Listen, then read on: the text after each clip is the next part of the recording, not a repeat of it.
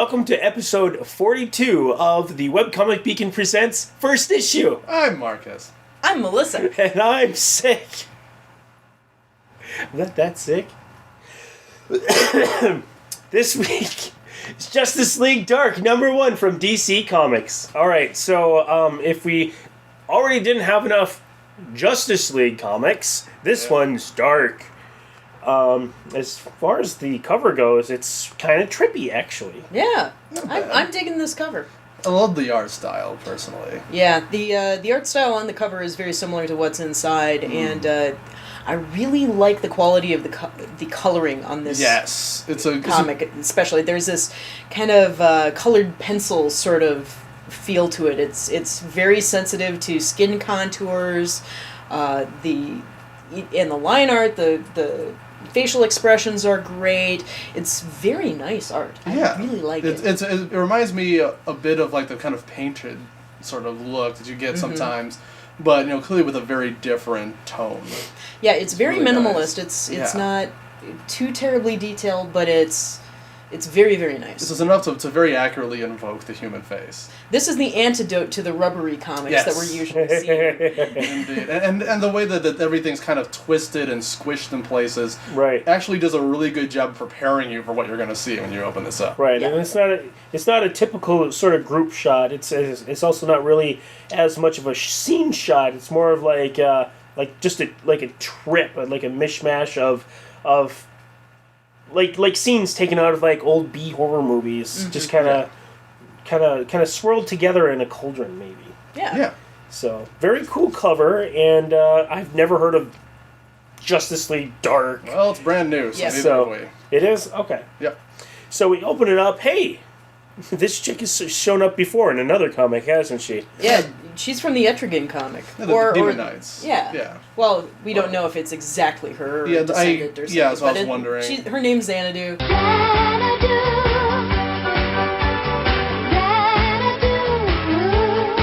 Madam Xanadu. Xanadu. Yeah. So, I'm assuming there's a relation there. Yeah, it may not be the same chick. It might be a descendant, but either way, you understand more or less, okay, magical woman. We open up with the scene where she's kind of like pondering, and we see some tarot cards with people from the cover. I don't think they're all from the cover. I mean, I recognize Dead Man. That's the magician. Zatanna, yeah. Oh, does she show up? Yeah. Well, she's not wearing that, is she? Nope, but that's her traditional outfit. Okay. Yeah. Who's the sickness supposed to be?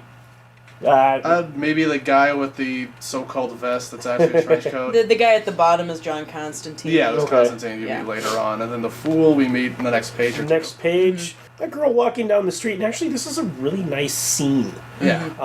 There's a little bit of a sun glare, just a little bit. Very soft colorings, and then suddenly the frickin' Diablo comes out. Yeah. And, oh no, the Balrog. Yeah. We're all dead. Too bad she's not level 99. She might have lived. She runs into a cafe, which everybody in there is watching the TV, and it turns out there's a whole mess of her everywhere, causing all sorts of havoc and accidents. So this is really kind of a fucked up 2-page spread, but a decent 2-page spread. Oh, talking about mind trips, well, here's our first one. This is something I remember when I was a kid. Like, this reminds me of like a Where's Waldo page. just like only Waldo's everywhere and smeared over the asphalt. Yeah. Which one? Oh, there's the one with only one shoe. That's the real one. Oh, shit. I don't know if this ever gets brought up again. Not really. I don't quite remember. She pops up. She it figures in. So anyway, we have Madam Xanadu show up another card as we jump to that person's scene. Yeah. We see this guy in a quote-unquote vest. Yeah. That is so not a vest. That's a friggin' trench coat. A vest shouldn't have sleeves. That clearly has sleeves. And lightning, but no, that really doesn't. This is a vest. Yeah. See, no sleeve. Yeah, that's not a vest. I wonder if that's like some weird holdover, because I don't know I had never been into like that sort of area of DC Comics. For all I know, this is a guy from 1933 that they still have the rights to, and before like they actually had a word for that kind of coat. So they just use the word vest. I don't friggin' know. I'm pretty sure the word vest predates the 1930s. Oh hell yeah! But it's the meta like, vest, though. Yeah, it's but called the meta then vest. again, though, those comics were written for 3-year-olds who can't read. Okay, they don't give a shit. If it's a meta vest, maybe it should have half sleeves. It but transcended no, it itself. totally I don't know. has full sleeves. Yeah, I don't think they know what they're doing. That's an amazing electrified dream coat. Yes. Yes. Yes. Yes. Yes. Yes. There we go. There we go. So he's hanging out in this hotel room with this woman who's crying is like, what the fuck? You always leave me, asshole. Yeah. And my whole life is you. I can't even remember what my life was like without you. Isn't that fucked up? And then she turns into Jello. Yeah, because this guy literally, you know, some people like might buy a fleshlight or just accumulate a lot of porn. He literally uses magical powers to conjure a fake woman. Dude, you? Hey, well, hey, come to think of it though, it's a little more honest than Starfire. You know, she was a doll only in theory, only in like fact, I guess, but not in theory.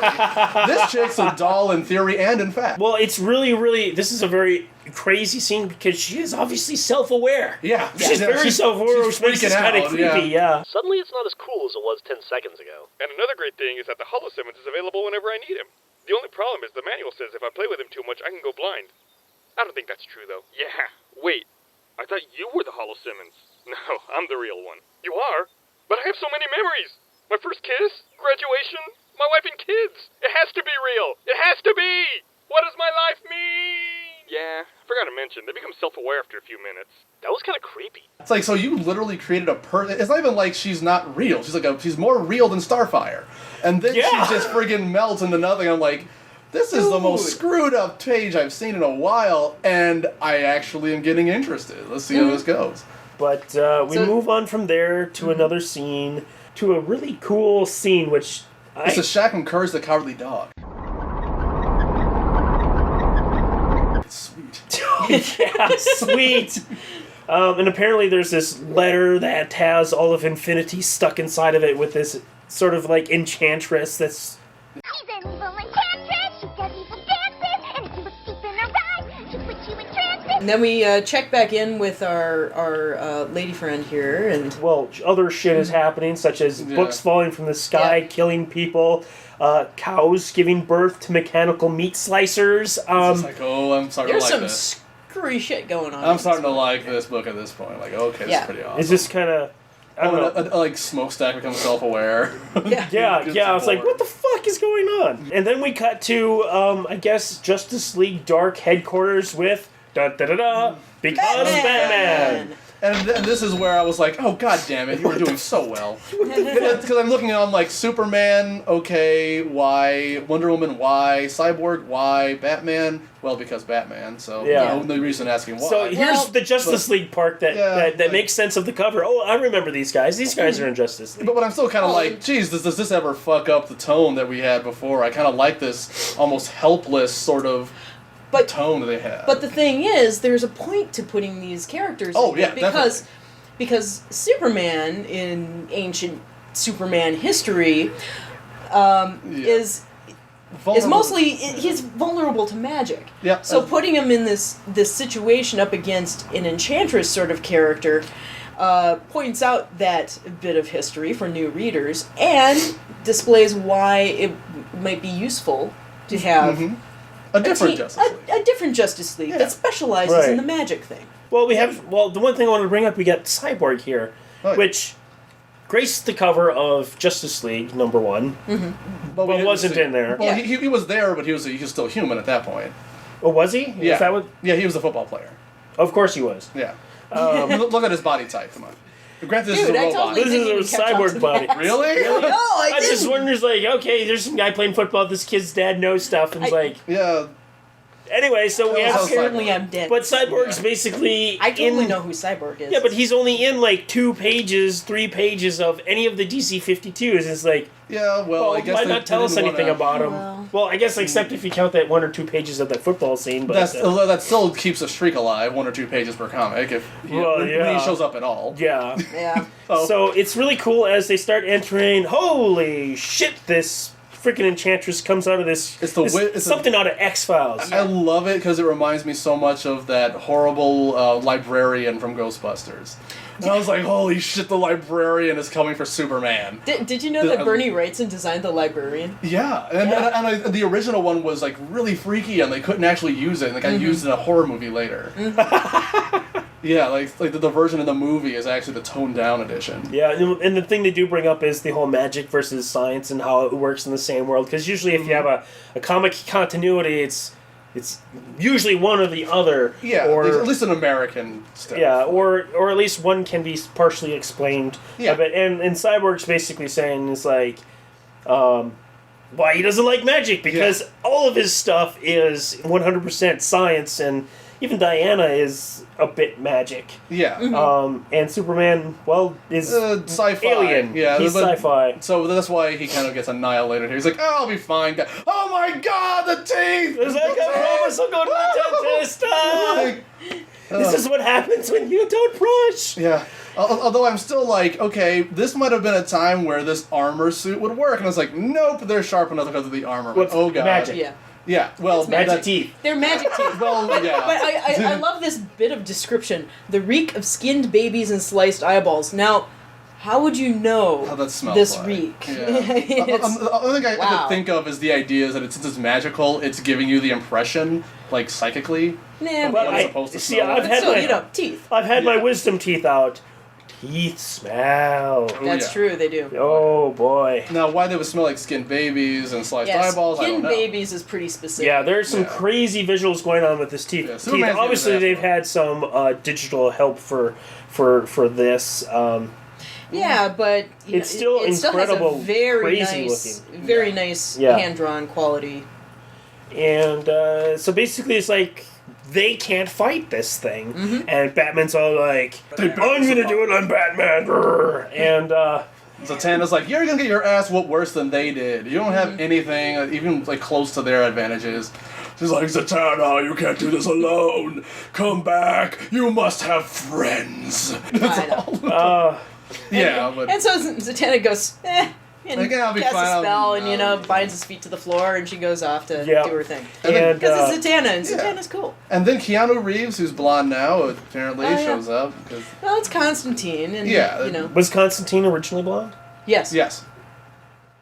So why didn't they do that for the movie? Oh, whatever. Don't worry. Because Keanu Reeves ain't Constantine gonna- should have been Ewan McGregor. Oh god, yes. That would be, I mean, he looks like Ewan McGregor here. Yeah, To be quite honest, Yeah. So, I'm pretty sure they have the same idea. yeah. So we get Constantine, which Yeah. yay. So yeah, he lands in London, and well, that's all he does. Moving Yeah. on. Yes. Pretty much, yeah. It's just like, hey, look, here's Constantine. Constantine, Oh, we'll got put him it. away. Yeah, it's like those of you who used to read Vertigo before we got rid of it. Yep. Read Yeah. number 2. Read number. Yeah. So we have this girl that was basically everywhere. Yep. I'm gonna call him. Color Jenny. I'm gonna everywhere. call her Jenny for now, Yeah. just in case. And so she goes to the. I don't know who this woman is. I don't think she's it's, like Dead Man's girl, I guess. it doesn't get brought up. I don't remember if this was the same girl from the Dead Man comic. No, No, as far as she's I not. know, unless her hair color changed at some point. And then that's the end of that scene. And Yeah. then we switch back to Xanadu and Joseph. in the Technicolor vest knot. I didn't read this book. So he's holding like this little didn't like read this? No, I was vibrator. kidding. I didn't read these 2 pages. I was kind of like, okay, whatever. I don't know. I'm just joking. I did read it. So he's holding like this little hand vibrator thing, and Yeah, I just didn't Well, read it. because she's been taking drugs to get Oh, is some that rest. a drug from- thing? Yeah, Yeah. it's a drug thing. Oh, I thought it I was think like a that those. bullet. I think that's a. I thought it was a full condom, so I was like, oh, I can't read this anymore. No, that's what nitrous canisters Ah. look like. Oh, Okay. okay. I don't I- know why I know that. So basically, I'm not really on the whole nitrous kick, so I haven't. I think there's a kind of a. we're not catching on to what's really going on. We are kind of introduced to some interesting elements, some too short. This is the woman he can't have. I guess. But so Madame Xanadu is probably supposed to be linking all these things together and trying to.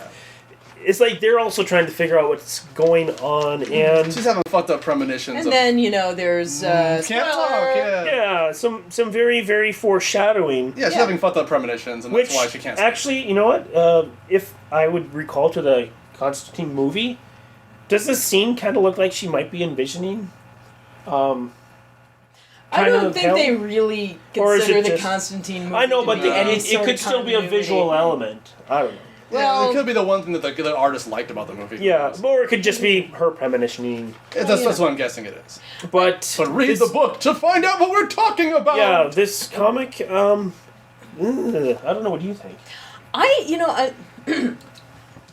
As a first issue, I'd say it succeeds because it lays out the characters. Even though you're introducing like six major characters, and then you have regular Justice League people intervening as well. It does a pretty good job of introducing who they are and bringing up the very specific things that make them important to this particular story.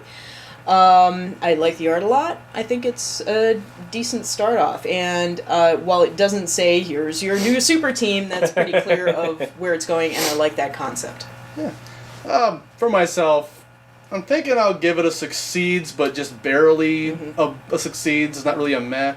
Mostly because from what I was finding out, kind of reading this, it's like I get the feeling that I should know more about some of these characters than I do. Like, for example, the John Constantine popping in. I know his name. I've read 1 or 2 issues of Hellblazer in the past. But the way they kind of showed him, it reminded me very much of, like, a cameo from the Doctor. In, like, a Doctor... Like, for example, like, you have an episode of Torchwood going on, the Doctor pops in, oh my god, what's going on? And then you're like, oh my god! And then everyone who's never seen Doctor Who is like, the fuck... Who is this? Like, why do I care? This guy's acting like he belongs to a completely different show. Yeah. Well, he does. Yeah. So that's kind of the feeling that I got for a lot of these characters, like Deadman. Like if you didn't read Deadman #1... Well, he also doesn't show up to do anything. Well, he doesn't do anything, and he never calls himself that. You only know he's that because I guess they put a little emphasis on the word Deadman. Right. I'm looking for a dead man. And I'm like, okay, that's neat, but I think it needed like a little bit more, but because of the cool visuals, because of the really awesome like psychedelic kind of ideas, it got me very interested in it. So I'll give it a succeeds, but kind of barely. I gotta give this a meh, mostly because I think a lot of it it's a little disconjointed. Disjointed? Yes. Disjointed. And as far as like the overall what's going on is seems to be this Enchantress thing, but there's just so many more elements that are brought up and not really it's almost there. But I have to go with a meh because it just doesn't feel right for a complete. However, I really liking the whole idea of it. I wish it could have been a little bit stronger since he was kind of. I'm just going to give a full meh. Okay. Meh. Well, I can't tell you what's right or wrong. Well, no. But it is a very interesting premise. It does feel like Justice League Dark would be really great if you knew any of these main characters, and you'd be like, oh man, this is the coolest thing ever. They're all like together and such. Like you said, Justice League Dark is a new property. Yeah. And so this could really get your geek on for if you're really a fan of any one of these characters. You could be really, really excited to finally see sort of like cross team up with some things. And I get that vibe from this. Yeah. But so I'm borderline succeeds. But I'm just going to have to give it a meh. But pretty interesting, especially if you like not your typical superhero sort of thing. So that's Justice League Dark, #1 from DC Comics.